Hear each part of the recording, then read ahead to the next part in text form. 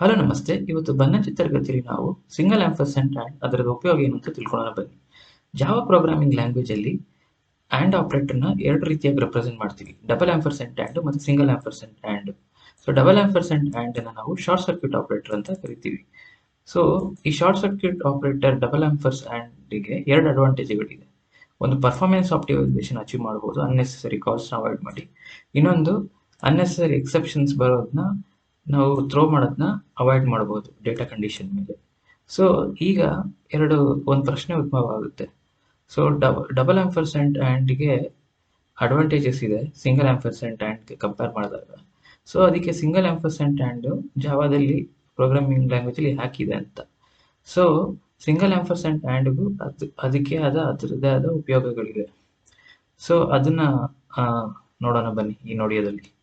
So ಮೊದಲಿಗೆ ಈ single ampersand and ಹೇಗೆ ವರ್ಕ್ ಆಗುತ್ತೆ ಅಂತ ನೋಡೋಣ. ಸೊ ಸಿಂಗಲ್ ಆಂಪರ್ಸೆಂಟ್ ಆ್ಯಂಡ್ ಎರಡು ಎಕ್ಸ್ಪ್ರೆಷನ್ ಮೇಲೆ ವರ್ಕ್ ಆಗುತ್ತೆ. ಸೊ ಅದೆರಡು ಎಕ್ಸ್ಪ್ರೆಷನ್ನು ಬೂಲಿಯನ್ ಆಗಿರಬೇಕು, ಇಲ್ಲಾಂದರೆ ನಾನ್ ಬೂಲಿಯನ್ ಅಂದರೆ ಇಂಟೀಜರ್ ಮೇಲೆ ವರ್ಕ್ ಮಾಡುತ್ತೆ. ಸೊ ಈಗ ಇದು ಕೋಡಿಂಗ್ ಎತ್ತುಗೆನ ನಾವೀಗ ರನ್ ಮಾಡಿದ್ರೆ, ಸೊ ಮೊದಲನೇದಾಗಿ ನಾವು ಒಂದು ಟ್ರೂ ಆ್ಯಂಡ್ ಫಾಲ್ಸ್ ಆ್ಯಂಡ್ ಆಪ್ರೇಟರ್ದು ಒಂದು ಎಕ್ಸ್ಪ್ರೆಷನ್ ಕೊಟ್ಟಿದ್ದೀವಿ, ಅದು ಫಾಲ್ಸ್ ಬರುತ್ತೆ. ಸೊ ಇದೇನಂದ್ರೆ ನಾರ್ಮಲ್ ಆಗಿ ಆ್ಯಂಡ್ ವರ್ಕ್ ಆಗೋ ಥರ. ಸೊ ಟ್ರೂ ಆ್ಯಂಡ್ ಟ್ರೂ ಇದ್ರೆ ಮಾತ್ರ ಟ್ರೂ ಬರುತ್ತೆ, ಮಿಕ್ಕಿದ 3 ಸರಿ true false, false false, false true, ಫಾಲ್ಸೇ ಬರುತ್ತೆ. ಮತ್ತು ಇನ್ನೊಂದು ಕೊಟ್ಟಿರೋ ಎಕ್ಸ್ಪ್ರೆಷನ್ನು ಇಂಟೀಜರ್ದು ಎರಡೂ. ಸೊ ಅದನ್ನ ಆ್ಯಂಡ್ ಮಾಡ್ತಿದ್ದೀವಿ. ಸೊ ಅದು 1 ಆ್ಯಂಡ್ 2 ಅಂತ ಕೊಟ್ಟಿದ್ದೀವಿ. ಸೊ ಅದ್ರದ್ದು ಔಟ್ಪುಟ್ 0 ಬಂತು. ಇದನ್ನ ಹೇಗೆ ಬಂತು ಅಂತ ತಿಳ್ಕೊಳಕ್ಕೆ ಈ ನೋಡೋದಲ್ಲಿ ಮುಂದೆ ನೋಡೋಣ. ಸೊ ಈ ರೀತಿಯಾಗಿ ಎರಡು ಎಕ್ಸ್ಪ್ರೆಷನ್ ಕೊಡ್ಬೋದು, ಅಂದರೆ ಎರಡು ಎಕ್ಸ್ಪ್ರೆಷನಲ್ಲಿ ಬೂಲಿಯನ್ ಕೊಡ್ಬೋದು ಅಥವಾ ಇಂಟೀಜರ್ ಕೊಡ್ಬೋದು ಸಿಂಗಲ್ ಆಂಪರ್ಸೆಂಟ್ ಆ್ಯಂಡ್ಗೆ. ಮತ್ತು ಇನ್ನೊಂದು ತಿಳ್ಕೊಬೇಕಾಗಿರೋದು, ಬೇರೆ ಡೇಟಾ ಟೈಪು, ಈ ಡಬಲ್ಲು, ಸ್ಟ್ರಿಂಗು, ಇಲ್ಲಾಂದರೆ ಯೂಸರ್ ಡಿಫೈನ್ ಟೈಪು, ಇಲ್ಲ ಫ್ಲೋಟು, ಅದೆಲ್ಲ ಕೊಟ್ಟರೆ ಸಪೋರ್ಟ್ ಮಾಡಲ್ಲ ಸಿಂಗಲ್ ಆಂಪರ್ಸೆಂಟ್ ಆ್ಯಂಡ್ ಜಾವಾದಲ್ಲಿ. ಸೊ ಯಾವಾಗಲೂ ಬೂಲಿಯನ್ನು ಅಥವಾ ಇಂಟೀಜರೇ ಇರಬೇಕು. ಮತ್ತು ಇನ್ನೊಂದು ವಿಶೇಷತೆ ಏನಂದರೆ ಸಿಂಗಲ್ ಆಂಪರ್ಸೆಂಟ್ ಆ್ಯಂಡ್ದು ಡಬಲ್ ಆಂಪರ್ಸೆಂಟ್ ಆ್ಯಂಡ್ ಕಂಪೇರ್ ಮಾಡಿದ್ರೆ, ಸೊ ಡಬಲ್ ಆಂಪರ್ಸೆಂಟ್ ಆ್ಯಂಡು ಎರಡು ಎಕ್ಸ್ಪ್ರೆಷನು ಬೂಲಿಯನ್ ಇರಬೇಕು. ಅದೇ ಇಂಟೀಜರ್ ಇದ್ದರೆ ಡಬಲ್ ಆಂಪರ್ಸೆಂಟ್ ಆ್ಯಂಡ್ ಸಪೋರ್ಟ್ ಮಾಡಲ್ಲ ಜಾವಾದಲ್ಲಿ. ಸೊ ಈ ರೀತಿಯಾಗಿ single ampersand and Boolean expression ಬಿಟ್ಟು ಇಂಟೀಜರ್ ಎಕ್ಸ್ಪ್ರೆಷನ್ ಸಪೋರ್ಟ್ ಮಾಡುತ್ತೆ. ಸೊ ಈಗ ಎರಡು ಇಂಟೀಜರ್ ಎಕ್ಸ್ಪ್ರೆಷನ್ ಇದ್ದಾಗ ಇಂಟೀಜರ್ ಔಟ್ಪುಟ್ ಬಂತಲ್ಲ, ಅದು ಹೇಗೆ ಬಂತು ಅಂತ ತಿಳ್ಕೊಳ್ಳೋಣ ಬನ್ನಿ.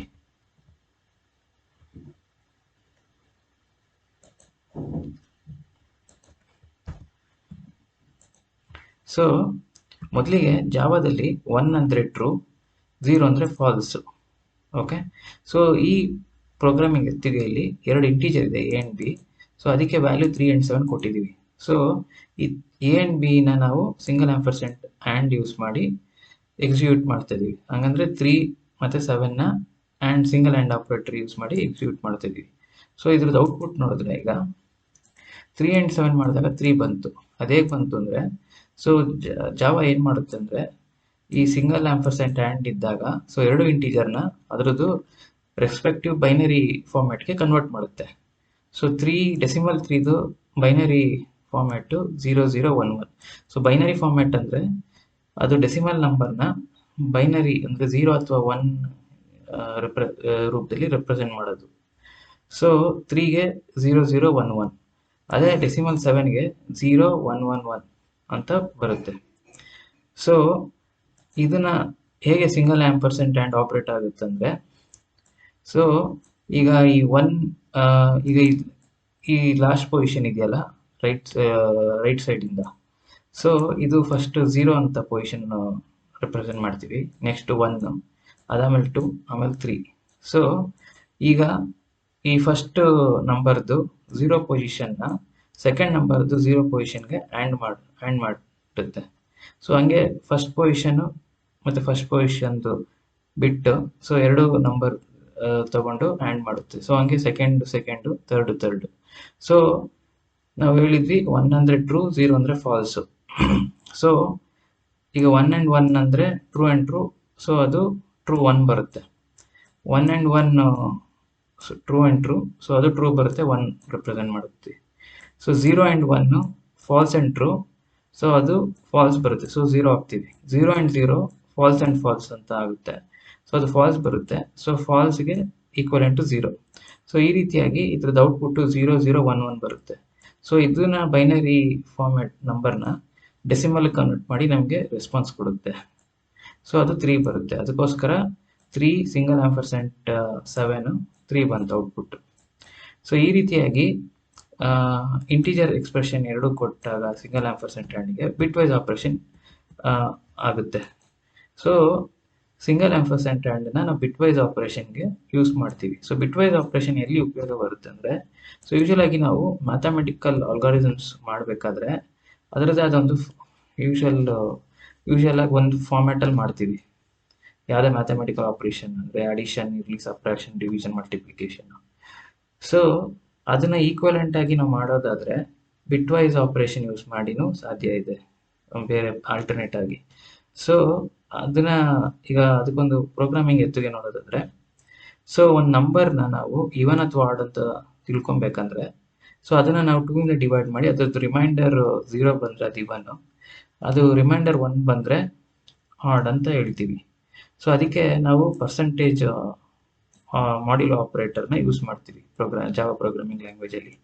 ಸೊ ಅದಕ್ಕೆ ನಂಬರ್ %2 ಅದು 0 ಆದರೆ, ರಿಮೈಂಡರ್ 0 ಆದರೆ ಇವನ್ ಅಂತೀವಿ, ಇಲ್ಲ 1 ಆದರೆ ಆಡ್ ಅಂತೀವಿ. ಸೊ ಇದಕ್ಕೆ ಆಲ್ಟರ್ನೇಟ್ ಆಗಿ ನಾವು ಈಗ ಬಿಟ್ ವೈಸ್ ಆಪರೇಷನ್ ಮಾಡೋದಾದ್ರೆ, ಸೊ ಈ ರೀತಿಯಾಗಿ number single ampersand and 1 integer 1 ಅಂತ ಮಾಡಿದ್ರೆ, ಸೊ ಇದ್ರದ್ದು ಔಟ್ಪುಟ್ 0 ಇದ್ರೆ ಅದು ಇವನ್ ಅಂತೀವಿ, ಅಕಸ್ಮಾತ್ ಅದು 1 ಬಂದರೆ ಆಡ್ ಅಂತೀವಿ. ಸೊ ಇದು ಹೇಗೆ ನಂಬರ್ ಸಿಂಗಲ್ ಆಂಪರ್ಸೆಂಟ್ ಆ್ಯಂಡ್ 1 0 ಬಂದಾಗ ಇವನ್ ಅಂತೀವಿ ಅಥವಾ 1 ಬಂದಾಗ ಆಡ್ ಬಂತು ಅಂತ ತಿಳ್ಕೊಳ್ಳೋಣ. ಸೊ ಅದಕ್ಕಿಂತ ಮುಂಚೆ ಬೈನರಿ ನಂಬರ್ ಸಿಸ್ಟಮ್ ಬಗ್ಗೆ ಚೂರು ತಿಳ್ಕೊಳ್ಳೋಣ ಬನ್ನಿ. ಈಗ ನಾವು ಸ್ವಲ್ಪ ಬೈನರಿ ನಂಬರ್ ಸಿಸ್ಟಮ್ ಬಗ್ಗೆ ತಿಳ್ಕೊಳ್ಳೋಣ ಬನ್ನಿ. ಸೊ ಬೈನರಿ ನಂಬರ್ ಸಿಸ್ಟಮ್ ಹೇಗೆ ವರ್ಕ್ ಆಗುತ್ತೆ ಅಂದರೆ, ಸೊ ಈಗ 3 ಇದೆ ಡೆಸಿಮಲ್, ಸೊ ಅದು equivalent binary number system 0011. So ಇದು 0011 ಹೇಗೆ ಡೆಸಿಮಲ್ 3 ಆಯಿತು ಅಂತ ನೋಡೋದಾದ್ರೆ, ಸೊ ಪ್ರತಿಯೊಂದು ಬಿಟ್ ಇದೆಯಲ್ಲ ಅದನ್ನು 2 ಇಂದ ಮಲ್ಟಿಪ್ಲೈ ಮಾಡಬೇಕು, ಮತ್ತು ಆ 2ಗೆ ಒಂದು ಎಕ್ಸ್ಪೋನೆಂಟ್ ಅಂದರೆ ಪವರ್ ಆಫ್ ಒಂದು ಯೂನಿಟ್ ನಂಬರ್ ಕೊಡಬೇಕು.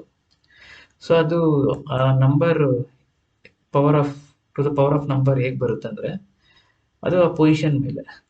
ಸೊ ನಾನು ಮುಂಚೆನೇ ಈ ನೋಡೋದಲ್ಲಿ ಹೇಳಿದ್ದೆ. ಸೊ ಫಸ್ಟ್ ಬಿಟ್ ರೈಟ್ ಸೈಡ್ನಿಂದ ಅದು ಪೊಸಿಷನ್ 0, ಮತ್ತು ಇದು ಪೊಸಿಷನ್ 1, ಸೊ ಇದು ಪೊಸಿಷನ್ 2, ಮತ್ತು ಇದು ಪೊಸಿಷನ್ 3. ಸೊ ಈ ರೀತಿಯಾಗಿ ಫಸ್ಟ್ ಪೊಸಿಷನ್ 0 ಪೊಸಿಷನಲ್ಲಿರೋದು 1 into 2 to the power of 0. ಈಗ ಫಸ್ಟ್ ಪೊಸಿಷನಲ್ಲಿರೋದು 1 ಬಿಟ್ಟು, so 1 into 2 to the power of 1. ಮತ್ತು ಸೆಕೆಂಡ್ ಪೊಸಿಷನಲ್ಲಿ 0 ಇದೆ, so 0 into 2 to the power of 2. ಮತ್ತು ಥರ್ಡ್ ಪೊಸಿಷನಲ್ಲಿ 0 into 2 to the power of 3. So ಈ 2 ಟು ದ ಪವರ್ ಆಫ್ 0 ಯಾವಾಗಲೂ 1 ಅಂತ ಆಗುತ್ತೆ, ಸೊ 1 ಇಂಟು 1 ಬರುತ್ತೆ. So 2 to the power of 1 2 ಇರುತ್ತೆ, 2 ಇಂಟು 1 2 ಬರುತ್ತೆ. ಸೊ ಇದು ಎರಡೂ 0 ಇಂದ ಮಲ್ಟಿಪ್ಲೈ ಮಾಡೋದ್ರಿಂದ 0 ಆಗುತ್ತೆ. 0 0 1 1 2 ಪ್ಲಸ್ 1. ಸೊ ಇದನ್ನ ನಾವು ಆ್ಯಡ್ ಮಾಡಿದಾಗ 3 ಬರುತ್ತೆ, ಡೆಸಿಮಲ್ 3. ಸೊ ಈ ರೀತಿಯಾಗಿ ನಾವು ಒಂದೊಂದು ಬಿಟ್ಟನ್ನು 2 ಇಂದ ಪೊಸಿಷನ್ದು ಪವರ್ ಆಫ್ ಕೊಟ್ಟು, ಮತ್ತೆ ಪ್ರತಿಯೊಂದು ಔಟ್ಪುಟ್ ಆಫ್ ಇಂಡಿವಿಜುವಲ್ ಬಿಟ್ಟನ್ನ ನಾವು ಆ್ಯಡ್ ಮಾಡಿದಾಗ ಡೆಸಿಮಲ್ ನಂಬರ್ ಬರುತ್ತೆ. ಇದನ್ನು ಜನರಲೈಸ್ ಆಗಿ ಬರೆದಾಗ n into n-1 into 2 to the power of n-1 ಅಂದರೆ n-1 ಪೊಸಿಷನಿಂದ. ಸೊ ಅಲ್ಲಿಂದ ಇಂಟರ್ಮೀಡಿಯೇಟ್ ಸುಮಾರು ಪೊಸಿಷನ್ಸ್ ಬರುತ್ತೆ, n-2 n-3. ಆಮೇಲೆ n1 first position n1 into 2 to the power of 1 ಮತ್ತು n0 into 2 to the power of 0 ಬರುತ್ತೆ. ಸೊ ಈಗ ಇದನ್ನು ನಾವು ಆ್ಯಡ್ ಮಾಡ್ತೀವಲ್ಲ, ಆ್ಯಡ್ ಮಾಡಿದಾಗ ಒಂದು ವಿಶೇಷತೆ ನೋಡೋದಾದರೆ, ಸೊ ಇದು 2 to the power of n-1 ಇರುತ್ತಲ್ಲ, ಇದು ಯಾವಾಗಲೂ ನಾನ್ ಝೀರೋ ಇರುತ್ತೆ n-1. ಸೊ ನಾನ್ ಝೀರೋನ ನಾವು ಎಕ್ಸ್ಪೋನೆಂಟ್ ಪವರ್ ಕೊಟ್ಟಾಗ 2ಗೆ ಅದು ಯಾವಾಗಲೂ ಒಂದು ಇವನ್ ನಂಬರೇ ಇರುತ್ತೆ. ಸೊ ಇಲ್ಲಿ 0 ಅಥವಾ 1 ಇರ್ಬೋದು. 0 ಇದ್ದಾಗ ಇದು ಈ n-1 ಅಂದರೆ ಬಿಟ್ ಅದು. ಸೊ ಅದನ್ನು ನಾವು 0 ಇಂದ ಮಲ್ಟಿಪ್ಲೈ ಮಾಡಿದಾಗ 0 ಬರುತ್ತೆ, 1 ಇಂದ ಮಲ್ಟಿಪ್ಲೈ ಮಾಡಿದಾಗ ಅದೇ ನಂಬರ್ ಬರುತ್ತೆ. ಸೊ ಅದು ಇವನ್ ನಂಬರ್ ಇರುತ್ತೆ. ಸೊ ಲೆಫ್ಟ್ ಸೈಡ್ ಇಂದ ಫಸ್ಟ್ ಬಿಟ್ಟು ಇವನ್ ನಂಬರ್ ಇರುತ್ತೆ. ಸೊ ಇಂಟರ್ಮೀಡಿಯೇಟು ನಮಗೆ 2 to the power of some n-2 n-3 ಏನೇ ಇದ್ದಾಗಲೂ ಅದು ಇಂಡಿವಿಜುವಲ್ ಯಾವಾಗಲೂ 2 to the power of non zero number ಇರುತ್ತೆ. ಸೊ ಅದು ಇವನ್ ನಂಬರೇ ಕೊಡುತ್ತೆ ನಮಗೆ. ಸೊ ಅದನ್ನು ಇವನ್ ನಂಬರೇ ಇರುತ್ತೆ. ಸೊ ಈ n1 into 2 to the power of 1, so ಇದು 2 to the power of 1 is 2 again. So ಅದು 0 ಅಥವಾ 1 ಜೊತೆ ಮಾಡಿದಾಗ ಇವನ್ ನಂಬರೇ ಬರುತ್ತೆ ನಮಗೆ.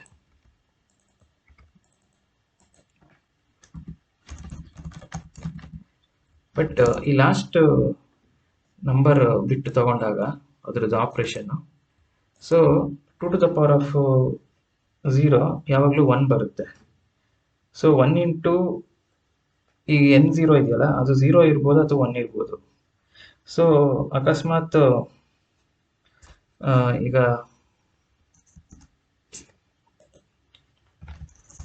ಲಾಸ್ಟ್ ಬಿಟ್ 0 ಬಿಟ್ಟಿದ್ರೆ ಸೊ ಅದೇನಾಗುತ್ತೆ ಅಂದರೆ 0 ಇಂಟು 1 ಅಂತ ಬರುತ್ತೆ, ಯಾಕಂದ್ರೆ 2 to the power of 0 is 1. So ಅದು ಔಟ್ಪುಟ್ ಏನು ಬರುತ್ತೆ, 0 ಇಂಟು 1 0 ಬರುತ್ತೆ. ಅಥವಾ 1 ಬಿಟ್ಟಿದ್ರೆ ಲಾಸ್ಟಲ್ಲಿ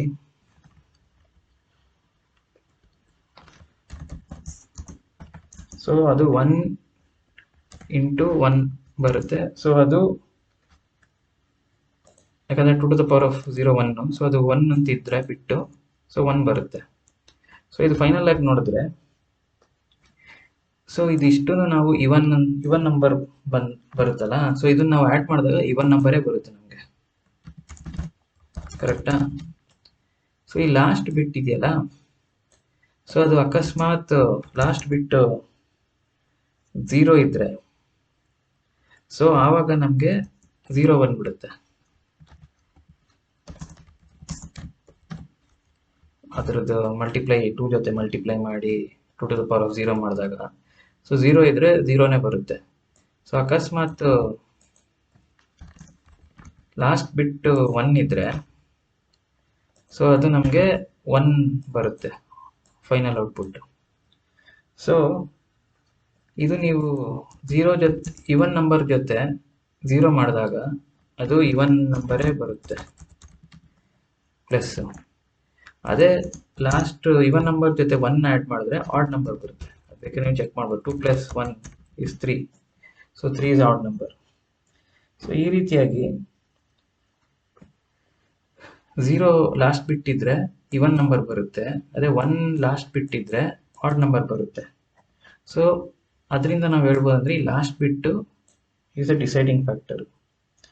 ಸೊ ಯಾವಾಗಲೂ ಇದು 0 ಲಾಸ್ಟ್ ಬಿಟ್, ಒಂದು ಬೈನರಿ ನಂಬರ್ದು ಲಾಸ್ಟ್ ಬಿಟ್ 0 ಇದ್ರೆ ಸೊ ಅದ್ರದ್ದು ಈಕ್ವಲೆಂಟ್ ಡೆಸಿಮಲ್ ಇವನ್ ಇರುತ್ತೆ. ಸೊ ಅಕಸ್ಮಾತ್ ಲಾಸ್ಟ್ ಬಿಟ್ 1 ಇದ್ರೆ ಸೊ ಅದ್ರದ್ದು ಈಕ್ವಲೆಂಟ್ ಡೆಸಿಮಲ್ಲು ಆಡ್ ಇರುತ್ತೆ. ಸೊ ಈಗ ಡೆಸಿಮಲ್ ನಂಬರ್ ಅದನ್ನ ಬರೆದು ತೋರಿಸ್ತೀನಿ. ಬೈನರಿ ಡೆಸಿಮಲ್ ನಂಬರ್ನ ನಾವು ಬೈನರಿ ನಂಬರ್ಗೆ ಕನ್ವರ್ಟ್ ಮಾಡಿ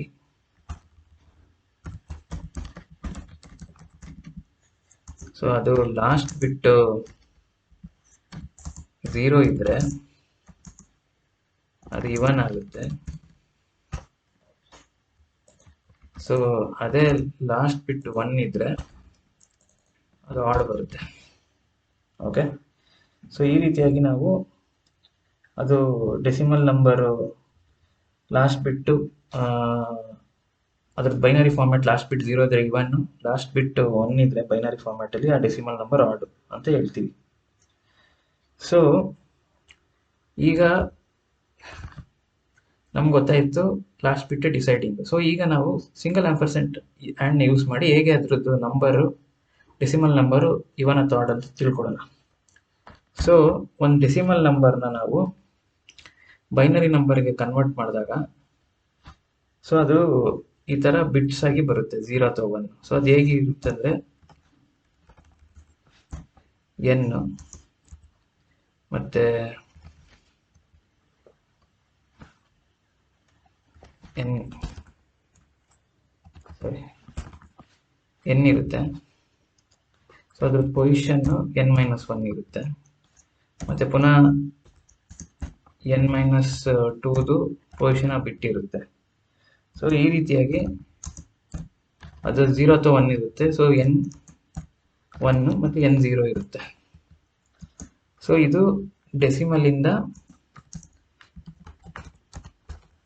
ಬೈನರಿಗೆ ಕನ್ವರ್ಟ್ ಆಗಿರೋದು. ಓಕೆ, ಸೊ ಇದನ್ನ ನಾವು ನೋಡೋದಾದ್ರೆ,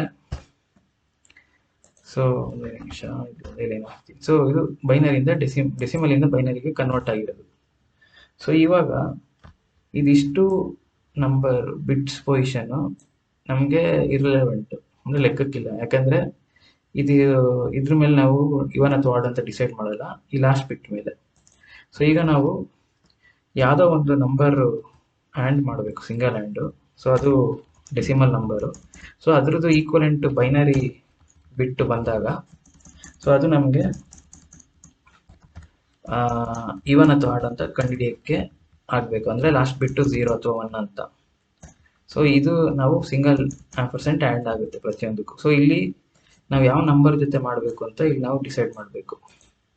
ಸೊ ಇದು ಪ್ರತಿಯೊಂದು ಇದು ಲೆಕ್ಕಕ್ಕಿಲ್ಲದಾಗ, ಸೊ ಇಲ್ಲಿ ಬೈನರಿ ಬಿಟ್ಟು 0 ಅಥವಾ 1 ಇರ್ಬೋದು. ಸೊ 1 ಅಂತ ಬರೆದ್ರೆ ಎಲ್ಲದರಲ್ಲೂ ಸೊ ಏನಾಗ್ಬೋದು ಅಂದರೆ, ಸೊ ಅದು 0 ಇದ್ರೆ ಅಕಸ್ಮಾತ್ ಬಿಟ್ಟು 0ನೇ ಬರುತ್ತೆ ಔಟ್ಪುಟ್. ಓಕೆ, ಬಟ್ 1 ಇದ್ರೆ ಅದು 1 ಅಂತ ಬರುತ್ತೆ. ಸೊ ಅದು ನಾವು ಡಿಸೈಡ್, ಅಂದರೆ ಅದು ಇರ್ರೆಲೆವೆಂಟ್ ಮತ್ತೆ ಡಿಸೈಡ್ ಮಾಡೋದು ಸ್ವಲ್ಪ ಕಷ್ಟ ಆಗುತ್ತೆ. ಸೊ ಅದಕ್ಕೆ ಮತ್ತೆ ಇನ್ನೊಂದೇನೆಂದರೆ, ಆ್ಯಂಡಲ್ಲಿ ಯಾವಾಗಲೂ ಫಾಲ್ಸ್ ಔಟ್ಪುಟ್ ಜಾಸ್ತಿ 3 ಸರಿ ಬರುತ್ತೆ.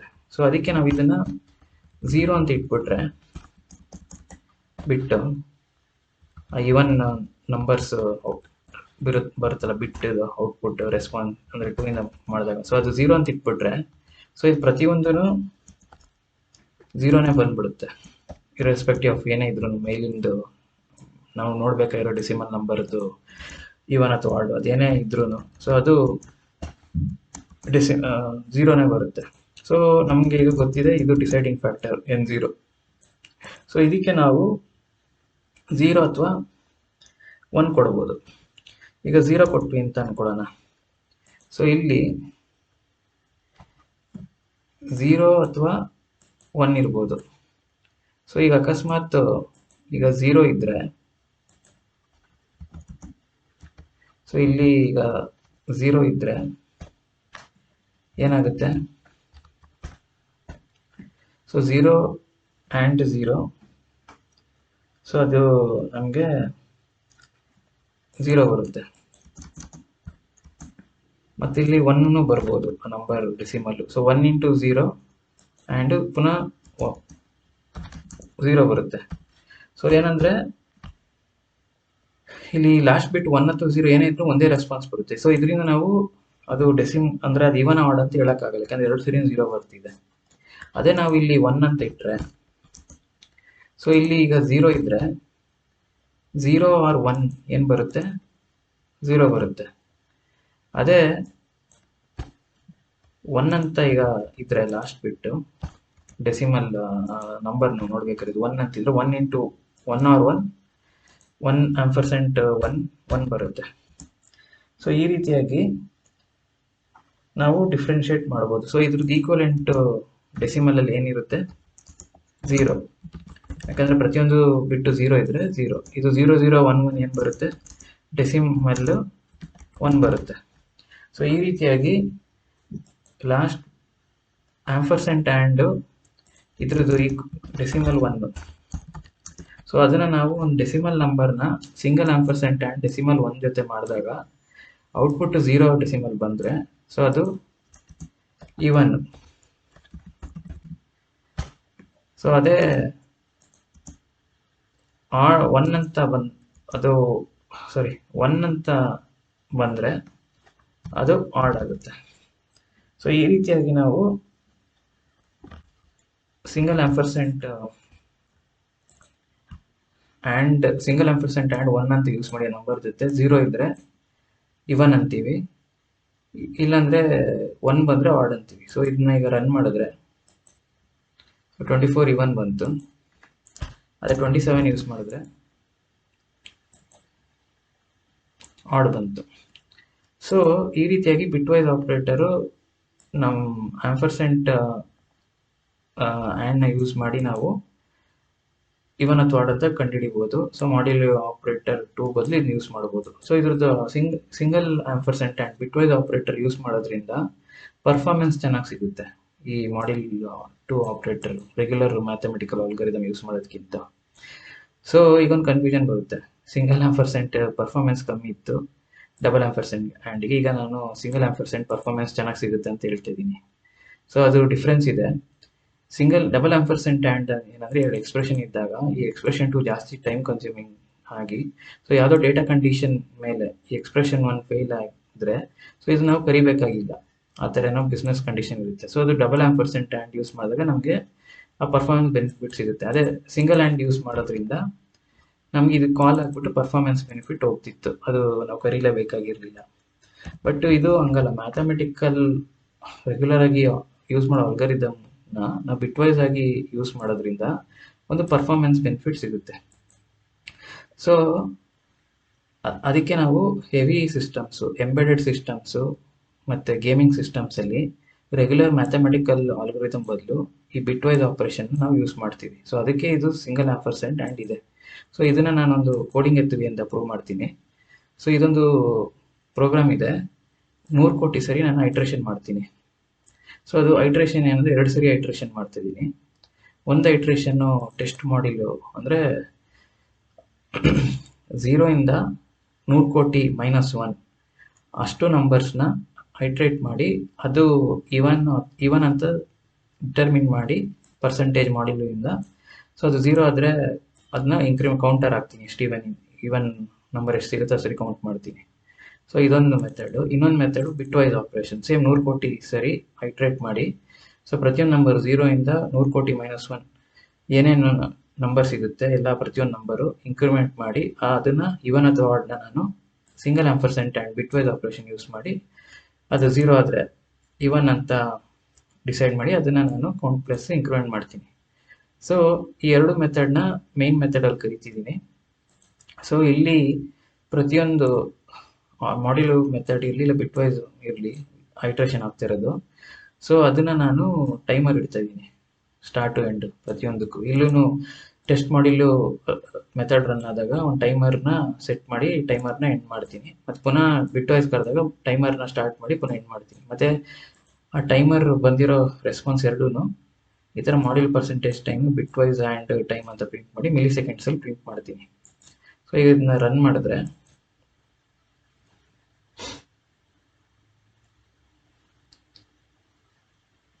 So module percentage time 551 millisecond ತೊಗೊತಿದೆ. ಅದೇ bitwise and 253 milliseconds ಇದೆ 100 ಕೋಟಿ ಐಟ್ರೇಷನ್ ಆದಾಗ ಇವನ್ ನಂಬರ್ ಡಿಟರ್ಮಿನ್ ಮಾಡೋಕ್ಕೆ. ಸೊ ಇದು ಆಲ್ಮೋಸ್ಟ್ ನಮಗೆ 100% ಪರ್ಫಾರ್ಮೆನ್ಸ್ ಬೆನಿಫಿಟ್ಟು ಸಿಗ್ತಿದೆ. ಇಲ್ಲಿ ನೀವು ನೋಡಿದಾಗ close to 100% bitwise operation. So ಈ ಎತ್ತುಗೆಯಿಂದ ನಾವು ಪ್ರೂವ್ ಮಾಡ್ಬೋದು ಪರ್ಫಾರ್ಮೆನ್ಸ್ ವೈಸು ಬಿಟ್ ವೈಸ್ ಆಪ್ರೇಷನ್ ಯಾವಾಗಲೂ ರೆಗ್ಯುಲರ್ ಮ್ಯಾಥಮೆಟಿಕಲ್ ಆಲ್ಗರಿದಮ್ಗಿಂತ ಬೆಟರ್ ಇರುತ್ತೆ. ಸೊ ಇದೊಂದು better use case single ampersand use ಮಾಡೋದಕ್ಕೆ. ಸೊ ಇನ್ನೊಂದು ಯೂಸ್ ಕೇಸ್ ನೋಡೋದಾದರೆ, ಈಗ ಫಾರ್ ಎಕ್ಸಾಂಪಲ್ಲು ಈಗ ಈ ಪ್ರೋಗ್ರಾಮ್ ಎತ್ತಿಗೆ ಇದೆ. ಸೊ ಇದು ನಾವು ಯೂಸರಿಂದ 2 ಇನ್ಪುಟ್ ತೊಗೊತಿದ್ದೀವಿ, ಇಮೇಲ್ ಇನ್ಪುಟ್ಟು ಮತ್ತು ಫೋನು. ಸೊ ಏನು ಮಾಡ್ತಿದ್ದೀವಿ ಅಂದರೆ ಇಮೇಲ್ ವ್ಯಾಲಿಡೇಟ್ ಮಾಡ್ತಿದ್ದೀವಿ. ಅದೇನಾದರೂ @ ಇದ್ದರೆ ಸೊ ಅದು ವ್ಯಾಲಿಡ್ ಅಂತೇಳಿ ಟ್ರೂ ಕಳಿಸ್ತೀವಿ, ಇಲ್ಲಾಂದರೆ ಅದು @ ಇಲ್ಲಾಂದರೆ ಸೊ ನಾವು ಇನ್ವ್ಯಾಲಿಡ್ ಇಮೇಲ್ ಅಂತ ಪ್ರಿಂಟ್ ಮಾಡ್ತೀವಿ. ಸೊ ದಟ್ ಅದನ್ನ ಪ್ರಿಂಟ್ ಮಾಡಿದಾಗ ಯೂಸರ್ ಹೇಳ್ಬೋದು ಇದು ಇನ್ವ್ಯಾಲಿಡ್ ಅಂತ. ಮತ್ತು ಫೋನ್ ನಂಬರ್ನು ವ್ಯಾಲಿಡೇಟ್ ಮಾಡ್ತಾ ಇದ್ದೀವಿ, ಇನ್ನೊಂದು ಬರೋ ಇನ್ಪುಟ್ಟು. ಸೊ ಅದು ಲೆಂತ್ 10 ಇದ್ರೆ ಡಿಜಿಟ್ಸು. ಸೊ ಅದನ್ನು ನಾವು ಟ್ರೂ ಅಂತ ರಿಟರ್ನ್ ಮಾಡ್ತೀವಿ, ಇಲ್ಲಾಂದರೆ ಇನ್ವ್ಯಾಲಿಡ್ ಫೋನ್ ನಂಬರ್ ಅಂತ ಲಾಗ್ ಮಾಡಿ ಅದನ್ನು ಯೂಸರ್ಗೆ ಹೇಳ್ತೀವಿ, ಇಂಟಿಮೇಟ್ ಮಾಡ್ತೀವಿ. ಸೊ ಇದೆರಡೂ ಇಫ್ ಕಂಡೀಷನಲ್ಲಿ ರನ್ ಮಾಡ್ತೀವಿ, ವ್ಯಾಲಿಡೇಟ್ ಇಮೇಲು ಮತ್ತು ವ್ಯಾಲಿಡೇಟ್ ಫೋನ್ 2 ಮೆಥಡ್. ಸೊ ಎರಡೂ ಕರೆಕ್ಟ್ ಆಗಿದ್ದರೆ ಫಾರ್ಮ್ ಇಸ್ ವ್ಯಾಲಿಡ್ ಅಂತೀವಿ. ಅಕಸ್ಮಾತ್ ಎರಡರಲ್ಲಿ ಯಾವುದೋ ಒಂದು ಸರಿ ಇಲ್ಲ ಅಂದ್ರೂ ಫಾರ್ಮ್ ಆಸ್ ಎರರ್ಸ್ ಅಂತ ಅದು ಮೆಸೇಜ್ನ ನೋಡಿ ಅಂತ ಹೇಳ್ತೀವಿ. ಸೊ ಈಗ ಡಬಲ್ ಆಂಪರ್ಸೆಂಟ್ ಯೂಸ್ ಮಾಡಿದ್ರೆ, ಸೊ ಎರಡು ಇಮೇಲು ಇನ್ಪುಟ್ಟು ಸರಿ ಇಲ್ಲ, ಯಾಕಂದರೆ ಇಮೇಲಲ್ಲಿ @ ಇಲ್ಲ, ಇದರಲ್ಲಿ 10 ಡಿಜಿಟ್ಸ್ ಇಲ್ಲ ಫೋನ್ ನಂಬರಲ್ಲಿ. ಸೊ ಈಗ ರನ್ ಮಾಡಿದ್ರೆ ಸೊ ಇನ್ವ್ಯಾಲಿಡ್ ಇಮೇಲ್ ಅಂತ ಎರರ್ ಬಂತು. ಸೊ ಯಾಕೆಂದರೆ ಡಬಲ್ ಆಂಪರ್ಸೆಂಟ್ ಆ್ಯಂಡ್ ಈ ವ್ಯಾಲಿಡೇಟ್ ಇಮೇಲ್ ಟ್ರೂ ಬಂದಾಗ, ಫಾಲ್ಸ್ ಬಂದಾಗ, ಯಾಕಂದರೆ ಇದು ಸರಿ ಇಲ್ಲ ಇಮೇಲ್ದು ಸ್ಟ್ರಕ್ಚರ್, ಸೊ ಅದು ನಮಗೆ ಫಾಲ್ಸ್ ಕೊಡುತ್ತೆ. ಸೊ ವ್ಯಾಲಿಡೇಟ್ ಫೋನು ಎಕ್ಸಿಕ್ಯೂಟ್ ಆಗಿಲ್ಲ. ಸೊ ಅದಕ್ಕೆ ಇದು ಇನ್ವ್ಯಾಲಿಡ್ ಇಮೇಲ್ ಮಾತ್ರ ಬಂತು, ಫೋನ್ ನಂಬರ್ಸ್ ತಪ್ಪಿದ್ರು ಬರೀ ಒಂದೇ ಬಂದಿದೆ. ಸೊ ಅದನ್ನು ನಾವು ಯೂಸರ್ಗೆ ಹೇಳ್ತೀವಿ ಇದು ಸರಿ ಇಲ್ಲಪ್ಪ ಅಂತ, ಇನ್ವ್ಯಾಲಿಡ್ ಇಮೇಲ್. ಸೊ ಅವ್ರು ನಮಗೆ ಕರೆಕ್ಟಾಗಿ ಮಾಡಿ ಕಳಿಸ್ತಾರೆ ಈಗ. ಸೊ ಈಗ ನಾವು ಇದನ್ನ ಪುನಃ ಎಕ್ಸಿಕ್ಯೂಟ್ ಮಾಡಿದಾಗ ಇಮೇಲ್ ಸರಿ ಹೋಯ್ತು, ಇನ್ವ್ಯಾಲಿಡ್ ಫೋನ್ ನಂಬರ್ ಬಂತು, ಯಾಕಂದರೆ ಫೋನ್ ನಂಬರ್ ಸರಿ ಇರಲಿಲ್ಲ. ಸೊ ಈಗ ಇನ್ನೊಂದ್ಸರಿ ಪುನಃ ಯೂಸರ್ಗೆ ಹೇಳಿ ಅವರು ಸರಿ ಮಾಡಿ ಕಳಿಸ್ತಾರೆ. ಸೊ ಇದು 2 ಸರಿ ಟು ಆ್ಯಂಡ್ ಫ್ರೋ ಆಗ್ತಿದೆ. ನಾವು ಒಂದ್ಸರಿ ಇಮೇಲ್ಗೆ ತಪ್ಪು ಇದೆ ಅಂತ ಹೇಳಿ ಸರಿ ಮಾಡೋಕ್ಕೆ, ಮತ್ತು ಪುನಃ ಫೋನ್ ನಂಬರ್ಗೆ. ಸೊ ಈಗ ಅದೇ ಜಾಗದಲ್ಲಿ ಸಿಂಗಲ್ ಆಂಪರ್ಸೆಂಟ್ ಇದ್ದಿದ್ರೆ ಆ್ಯಂಡ್